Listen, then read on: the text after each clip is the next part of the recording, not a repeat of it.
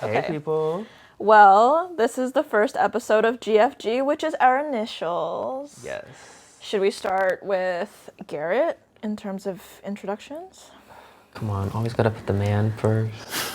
You're actually non-binary, so... I'm not a man. Yeah, you're not. I don't know what to say for an intro. Like, hi, Girl, I we like just talked about fashion. I unfortunately work in retail, so I have that experience. And Sorry.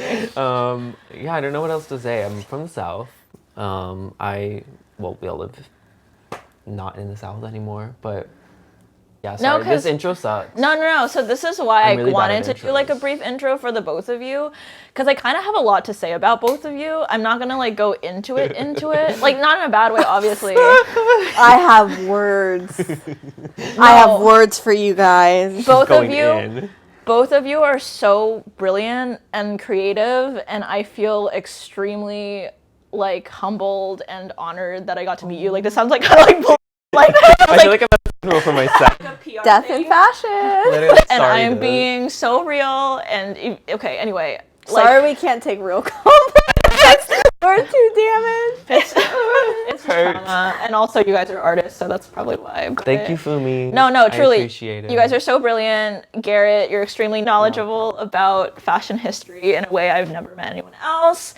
You're incredibly like accurate and meticulous and completely lying to you. We have to hire a fact checker for the rest of this podcast. No, and you have like a mind palace, and you're just like one of the most brilliant people I've ever met. Truly. So we're all autistic. Well, I'm the only one diagnosed. One diagnosed. I'm gatekeeping.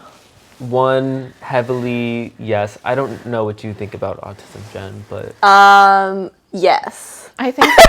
Yeah. Wait, I don't care. Yeah, I don't really care that much. Okay. And then my last comment about Jam is that I also think you're incredibly creative. I admire how like you make all of your clothes by hand. You clearly have a vision. You're very also kind of crafty and meticulous in a way that I'm not, and I feel like I learn a lot from the both of you. Oh, thank you. Is that sweet? It is. That is cute. We're all a bit scrappy, I feel. Scrappy. Like in like we are. Well, at least I know for us, like I feel like we're kind of scrappy because we just had to like. But I feel like in completely different ways, you're scrappy. Like, not in a bad way. Like scrappy right. like what kind endearingly of scrappy, where it's like I've kind of had to like go through some shit to get here, but like we're here. Okay, but define scrappy. Fumi doesn't know what scrappy is because she wasn't raised in the South and doesn't. Yes. It's not like the highest value of No. It's kind of like do things on your own. You kind of like, but it's like a tenacity towards life. I think where it's like, you know. I think we all have that for sure. Yeah. No, yeah. I feel like it's a tenacity, but it's like a kind of like working your way into something with like grit. And a bit of like DIY and a bit of like, I don't know what is going on, but I'm just going for something because it is something. Mm-hmm. I thought scrappy meant like I like to fight. Well, that's a little bit.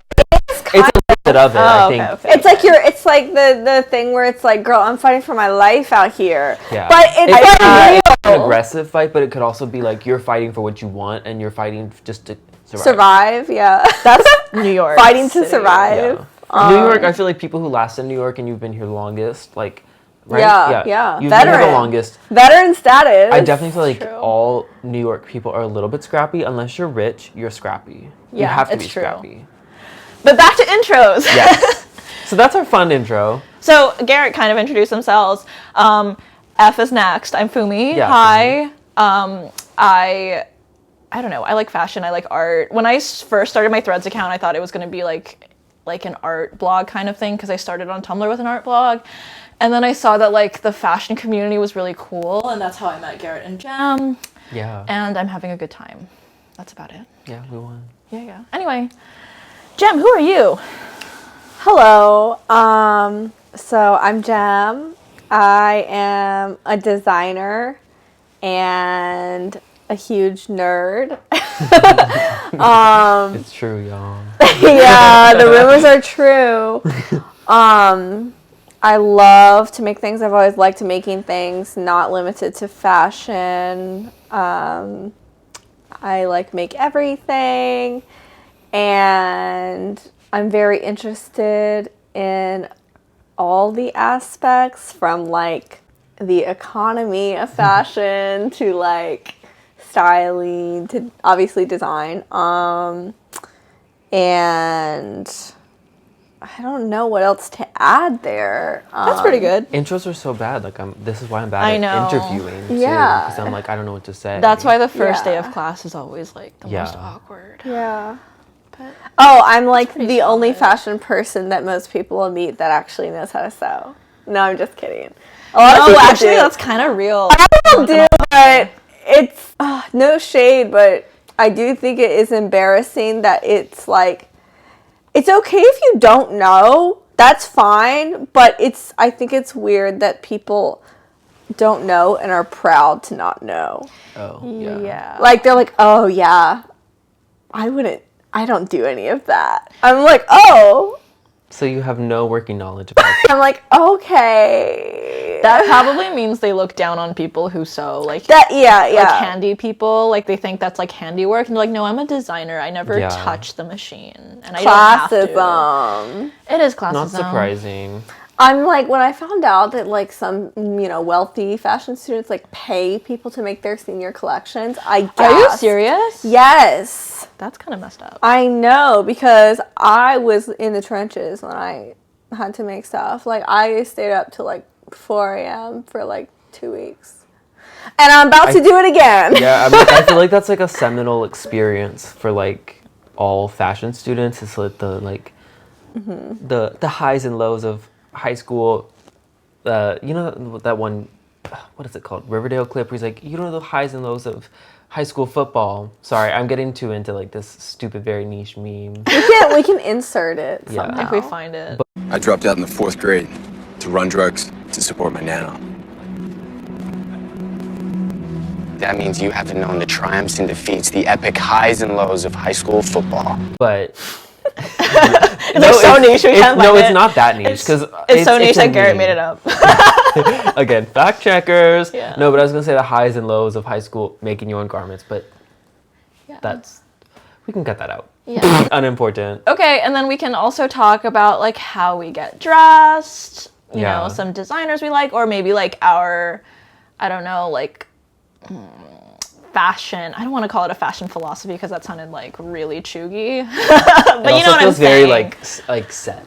Yeah. I don't have a philosophy. If you have like I don't have any. a way of dressing, please share so Yeah. the audience can get to know you guys. Why don't you start? Okay, I thought we were gonna keep to the GFG order, but okay, I can No, it's start. okay. You gotta change Not it up. everyone wants to hear me first. Okay, so I'm kind of a maximalist, but not like, okay, but I wouldn't go like the TikTok route. I think all clothes should have meaning. I think we should wear what feels like natural to us and our bodies and whatever. I think it's mostly intuitive. My biggest fashion inspiration are people on the street. And I think we're lucky that we live in New York City because, you know, we're just surrounded by really fashionable people. So many. And yeah, you don't need to have money to dress well, which is really nice. And actually, there's like one person in particular I do kind of base my style off of, and it's Gia, who's a publicist. She's a fashion publicist, and which is kind of random, but I love her Instagram, and I do try to dress like her sometimes. But I do like the bright colors, the bold colors. But I do wear like a lot of office clothing, so it's like blazers and the trousers and stuff. So it's either or, like the maximalist or, you know, pseudo office siren kind of thing. But what about you guys? Oh, and I've been loving Simone Rocha. That's it. I just wanted to put that out there. She's slaying right now. That's it. Okay. I can go next, I guess. Yeah, go. I get dressed mostly on an intuitive basis, but also with the weather. However, I will say that lately it's like the weather is going to be however it is, and I'm just going to pick a coat that like works because I finally am at a place where I'm like, I have a coat that is warm enough or cool enough. Yeah. That I'll be fine. I really like vintage and secondhand. I I worked in consignment before, and so I feel like getting to see behind the scenes of that and just going through so much, used luxury clothing, you really learn what to look for. I would say 80 to 95% of my closet is secondhand, just from over the years, like coming across things, and the fact that I keep vintage quality pieces longer than new pieces that are not as high quality. My favorite designers are probably, of course, Miss Prada. Of course. Miss Prada, Andy Milameister, and Yohei Yamamoto. I don't know what that says about me, but yeah, those are definitely, I think, my strongest influences, and mostly it's because I think their clothes are designed for intuitive wearability, and that's really how I get dressed. Per. And I feel like they're all very like intellectual. All three of those people I feel like are very, very like intellectually based designers, which is like not a bad thing at all. Yeah. It makes Well, so Yohei much sense. Yamamoto actually, before he was designing, he was a musician, which actually Right. makes so much sense. There's like a sort of poetry, I think, with Yeah. a lot of his stuff. Like, it's not for everyone, but there is like a sort of like spirituality in a sense. Yeah, Like, I feel like he has such a defined like more maybe philosophy towards dress, but that would also make sense in like being able to intuitively dress. yeah, exactly. So, why don't you Oh yeah, take I us will away? share. Yeah, how do I get dressed? I was like you guys said intuitively. I do feel like it's pretty intuitive now. I feel like I've always been this way. People have always said like, "Oh, you always are dressed good," and it's like, well, I just like buy good, and I have a bunch of stuff that works. Like, I don't have stuff With that each other. yeah, like I have a lot of stuff that is like no matter kind of what you put on, it's a little bit more now, but it's like no matter what you put on, like it can kind of go. Like you could have something basic, but it's still gonna look like fine because nothing's too basic, nothing's too extreme, and it all kind of exists within this like little sphere of my personal influence. But anyways, I would say like I kind of look at the weather and know generally how I should dress. It's not like the ultimate, but I usually know from either the night before or like the morning of. Like I will sometimes wake up just I want to wear this. Like I know I want to wear this piece, and then I think about it for the 2 hours before I have to leave for work. I'll think about how to put it on, and then like 20 minutes before I need to leave, I then put things on and then just edit from there.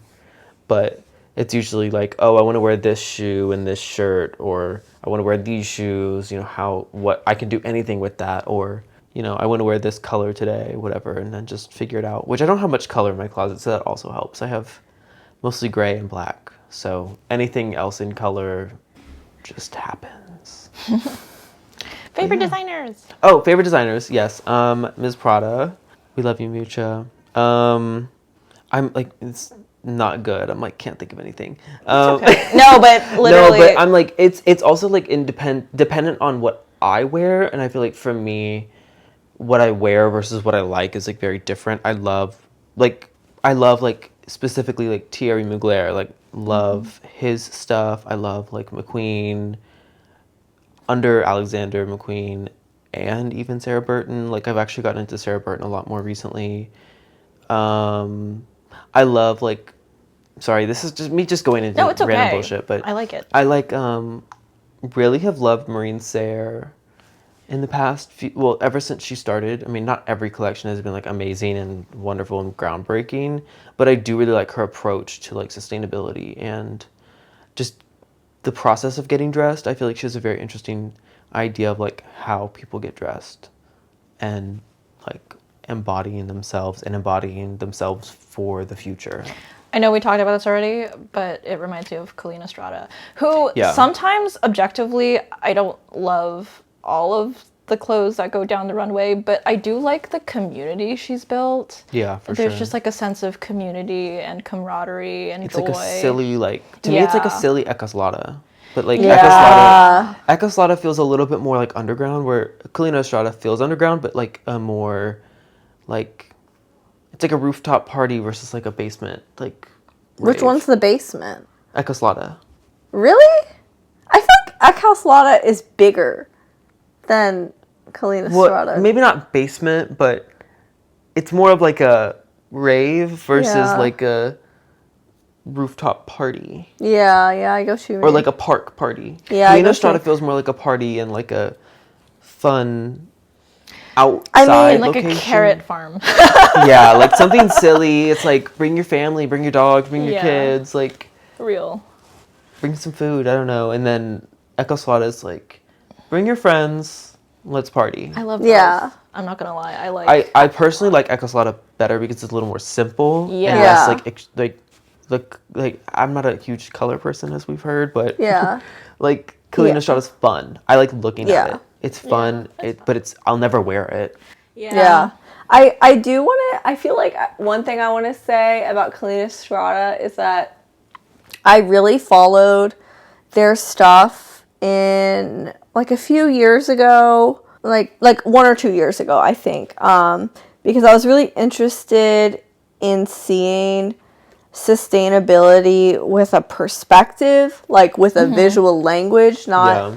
just like flour sack dresses. Yeah, for the sake of it. Yeah, exactly. I mean, personally, I don't think that in fashion you can sell anything that's not sexy, that doesn't look good. Like, I'm sorry to say it, but Nobody That's wants to tea. look like a potato sack like it's every day. Yeah, exactly. It's just like it doesn't. Obviously, I'm the first proponent of like the ethical fashion and everything like that.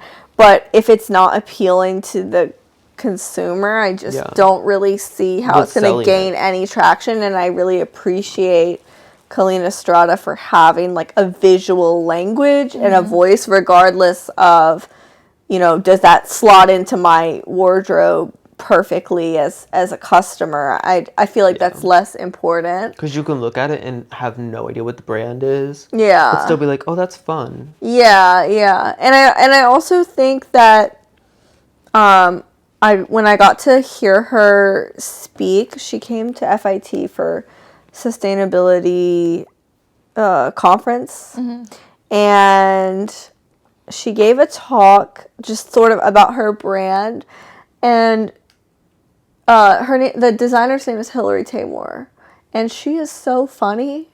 Yeah. Like she has very dry humor, and I feel like for some people it probably kind of alienates them. But also I feel like her dryness really reveals a sense of authenticity and integrity about her brand. Like she was talking about like the way that they treat employees and like how they go about things, and like when they can't, get a factory to do something in quick turnaround times, they're not going to like bully them into doing it. They're just going to sit there for 48 hours and binge Netflix and do the t-shirts themselves. And like I don't know, like there's definitely that scrappiness that I Yeah. respect She so seems much. like a very you Yeah. gotta like work it. Yeah. I think it's part of the scrappiness is like really having the idea of like sometimes you just have to do things on your own. Yeah. Like Yeah. you just got to do it for yourself. You gotta be like, you can't- fuck it. Like if Yeah, nobody's you gonna do can't, at it. the end of the day, you're the only one who has your back type shit. Where it's like, I gotta just pick up this bag and work it and go for it. I think it's important for like every industry to have people who can make something out of virtually nothing. Yeah. And I think the best fashion designers have been able to do that. Like Alexander McQueen, who is on the list of our topics. Our list. It sounds so sinister the way that you Our list, because he We're falls limiting ourselves. under the subcategory of people who have passed in fashion. I'll start talking about dead people for you guys. I have something to say. I'm literally at the funeral right now. Live tweeting. No. Yeah, so I just watched André Leon Talley's documentary today. It came out in 2018, so I'm really behind, but we've been talking about André Leon Talley in that one clip that went kind of viral. But all I really have to say is what a tremendous enigma that we had in the fashion space, and rest in peace. I'm glad I got to learn a lot about someone so knowledgeable and amazing. I think also one interesting thing about André Leon Talley is that he was a supporter of fashion. Like, beyond just the press, he also acquired and collected a lot. And I don't know where I read this, but I actually found out somewhere that literally, like, pieces from his collection were some of the only, like, I don't know, men's pieces in, like, a larger sizing because they were for him. Yeah, he had so much, like, custom Yeah, stuff. he had a lot of custom stuff. And a lot of it has been lent to museums, and They did a auction at, like, Christie's yeah. last year or 2 years ago, I think. It was last year because he died in 2022. Yeah, So yeah. I think it was last year because it was a little bit after his Yeah. passing. I mean, I just think that, like, he is so much before his time in his perspectives Yeah. and his view of talent and, you know, championing that. But I also think that he had a genuine love and point of view in and of himself that never got clouded by, you know, sort of cheap tricks, I guess, which he easily could have done. And he was around. Yeah, he would show up. And, yeah, but the clip that Fumi is talking about where he's screaming about Galliano and him being, like, dead broke and putting together a collection from nothing. No. Can you repeat my question? Is fashion art? No. Fashion is hard work, gritty. It's not glamorous. This man has no money. He's done a great collection with very few funds. He's been supported financially by various. This man has no money. And yeah, in the documentary, I don't know if you guys watched it on Mubi, about John Galliano. I haven't seen it yet. I keep avoiding it. Mixed feelings on that. We'll get more into him. Yeah, we won't create any more mentions, but no, we can talk about him. They did all of it in, like, black fabric or something because, like, they couldn't color match anything because it takes a long time to dye stuff. Okay. And dye color matching is insane. Yeah. I know was this this for his a like fact. 1994 collection? Yeah, I think so. The one that was in a house. It was one in a rich friend's house. Yeah. Yeah. Yep. Yeah, but, that collection was crazy. Yeah, but back to André Leon Talley. They just don't make them like that anymore. No, exactly. Like, who's gonna ride for us like that? I don't know. I do not know. Question too, like, who is doing that now? Because I feel like there are people doing that. I think I think there are people trying, but I don't think any of them are doing it like that. Because I don't know who's like the right hand person of, you know, Anna Wintour. Yeah. We don't have that. I don't think she trusts anyone like that at this point, and I don't maybe think so rightfully either. so. I don't know. I'm just saying, like, there's nobody in, like, those kind of positions of power. Like, he was in a position of, like, actual fashionable power, not like he had, like, huge political power, but in a way, like, I will say, like, I think, like Edward Enninful is, like, starting to get his kind of recognition for similar things, but I don't think it's as much designers. I think it's more like representation in fashion and, like, models and people who work in fashion, but which not is as important much. too. It's very important. Yeah, no, I will say, like, I think Edward Enninful is extremely influential, and he's been influential since, like, the 90s, but especially since he was at Vogue, because he's at, like, a huge platform. I do think, you know, if we didn't have him, there would be a lot of things that we're, like, surprised that we didn't have, but we just don't know the impact until it's, like, zoomed out. Yeah, in retrospect. Yeah, but I think, like, because I mean, I read his memoir, and I was like, oh, I had no idea he did so much of this stuff, and, like, the people he had worked with, and you kind of you see him in other things, and it's like, oh yeah, no, Edward's been a part of, like, a ton of people's careers, but you wouldn't know necessarily because he's like kind of in the background. But I think he's less of a like personality because André Leon Talley was such a personality. And I think he was at a time where there were so few people like him, and also just fashion was smaller. The vision of fashion was smaller. Yeah. It's like a different time and place completely where, you know, someone like that can have so much more influence, where now it's like, well, everybody has influence on social media, where it's like, no, like we need someone to have Right. influence. Like who's the person who's the person who has that seat at the table? Like true influence, though. Yeah, like real influence. And I feel like if you're gonna have, that's why I say like Edward, because I do feel like Edward has like a pretty good seat at that table, where he's like really like, he's in the in crowd, but he's also able to, and he's been in the in crowd with so many people. Yeah. Because he was at ID, and then what else was he at? He was at was he at Interview? I think, I don't know. He was at ID for a long time too. So then he was at British Vogue, and he's done other stuff. But I do think he's like a very important figure, and I think we'll look back on him.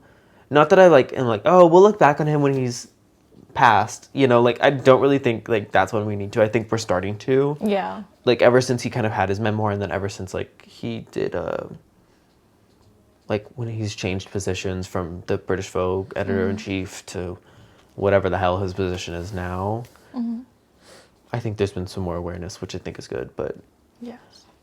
I don't know. Sorry, not to be like, well, let's talk about someone else. But No, that was good. I do think it's like, we can like boo-hoo the industry, but sometimes Yeah. it's like we need to be able to see, not that we would necessarily would, like we're not in those in communities either, but sometimes it's important to see like who's doing the work now and who should we focus on, because it's hard to focus on one person. IMO. Hi, that was our first episode of the GFG podcast. Thank you for listening. This is Fumi just signing off. Our next episode, we are opening with the question about, is fashion art? And I think it's going to be a pretty interesting topic. Here's a preview. Almost every designer that I really look up to and respect, if you were to pose that question to them, or if you were to look through their interviews and ask, is fashion art, it's almost a unanimous.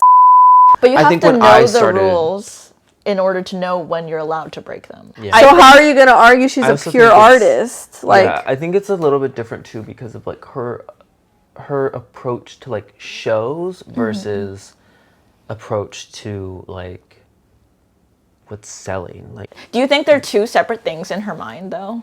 If you like what you heard so far, we would highly encourage you to subscribe to our YouTube, as well as follow us anywhere you listen to podcasts, and give us some feedback. We're all on Threads, links in the description, and let us know how we did. We're having a lot of fun, and we hope to see you in the next episode. Thanks, guys. Bye.